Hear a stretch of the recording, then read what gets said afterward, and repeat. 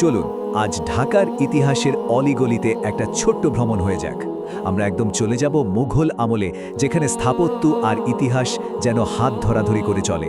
আর আমাদের আজকের আলোচনার কেন্দ্রবিন্দু হচ্ছে ঢাকার বুকে লুকিয়ে থাকা এক অসাধারণ স্থাপত্য, ৭ গম্বুজ মসজিদ।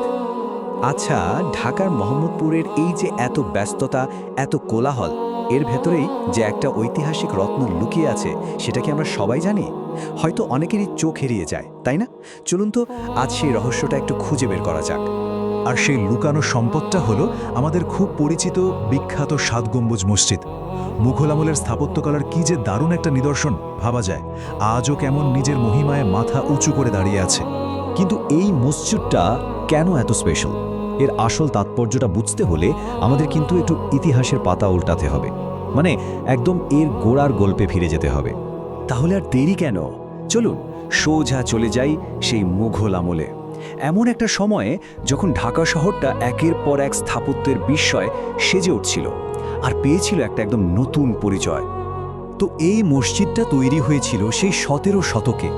তখন মুঘল সুবাদার শায়েস্তা খানের শাসনকাল চলছিল, আর ওনার সময়টাকেই কিন্তু ঢাকার স্থাপত্যের স্বর্ণযুগ বলা হয়। আর সবচেয়ে অবাক করা ব্যাপার কি জানেন?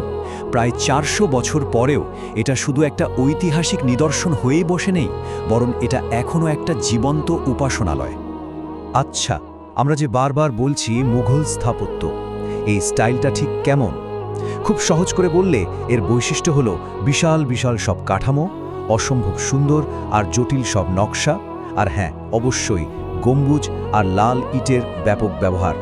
আর আমাদের এই ৭ গম্বুজ মসজিদটা একদম এই স্টাইলের একটা পারফেক্ট উদাহরণ। এবার আসি সবচেয়ে মজার অংশে। এই মসজিদটার সবচেয়ে আকর্ষণীয় ব্যাপারটা কিন্তু এর নামের মধ্যেই লুকিয়ে আছে। চলুন তো দেখি সেই রহস্যটা কি।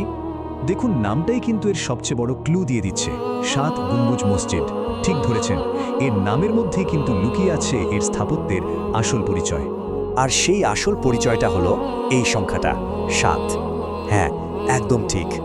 এই মসজিদের ছাদে রয়েছে মোট ৭টা অসাধারণ গম্বুজ, আর সেখান থেকেই তো এর নাম হয়েছে ৭ গম্বুজ মসজিদ।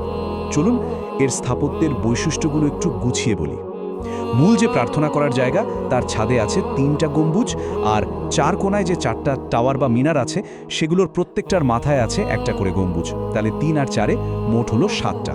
এর সাথে যোগ করুন সেই চেনা লাল ইটের মোটা দেওয়াল আর মসজিদের ভেতরের অসাধারণ সব কারুকাজ, সব মিলিয়ে একদম নিখুঁত মুঘল স্থাপত্য।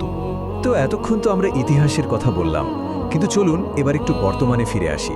কারণ এই মসজিদটা শুধু অতীতের সাক্ষী হয়েই নেই, আজকের দিনেও এর তাৎপর্য কিন্তু বিশাল।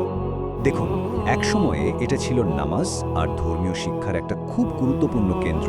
আর এখন এটা প্রার্থনার জায়গা তো বটেই, তার পাশাপাশি দেশ বিদেশ থেকে আসা পর্যটক আর ইতিহাস ভালোবাসেন এমন মানুষদের জন্য একটা অমূল্য সম্পদে পরিণত হয়েছে।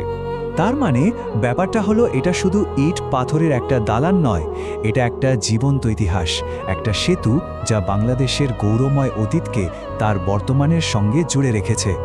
সবশেষে একটা প্রশ্ন কিন্তু মাথায় ঘুরপাক খায়। এই যে এত অমূল্য একটা ঐতিহ্য, এর পেছনের এত সুন্দর গল্পগুলো, এগুলোকে আমরা ভবিষ্যতের প্রজন্মের জন্য কিভাবে টিকিয়ে রাখব, এটা কিন্তু আমাদের সবারই একটু ভেবে দেখার বিষয়, তাই না?